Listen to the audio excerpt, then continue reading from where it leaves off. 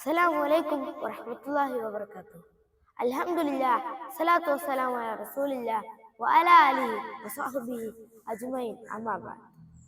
പ്രിയപ്പെട്ട സഹോദരങ്ങളെ, ഇസ്ലാമിന്റെ അടിസ്ഥാന ശിലയായ തൗഹീദിൽ ഏറ്റവും പ്രധാനപ്പെട്ട ഒന്നാണ് പ്രാർത്ഥന.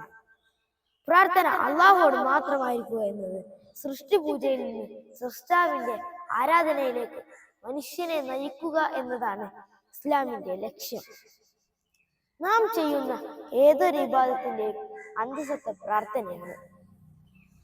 അതിനാൽ തന്നെ നമ്മുടെ പ്രാർത്ഥനകൾ അള്ളാഹു അല്ലാത്ത ഒരാളോടും പാടില്ലാത്തതാണ്.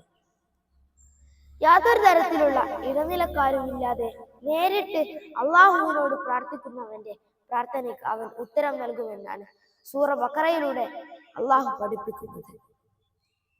وَإِذَا سَأَلَكَ عِبَادِي عَنِّي فَإِنِّي قَرِيبٌ أُجِيبُ دَعْوَةَ الدَّاعِ إِذَا دَعَانِ.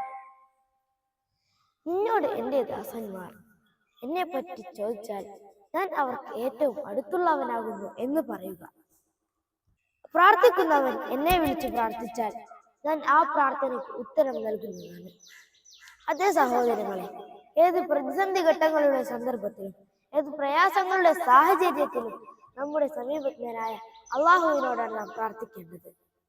അള്ളാഹു അല്ലാത്തവരോട് പ്രാർത്ഥിക്കുന്നത് ഏറ്റവും വലിയ അക്രമമായ ശിർക്ക് ആയിട്ടാണ് ഇസ്ലാം പഠിപ്പിക്കുന്നത്.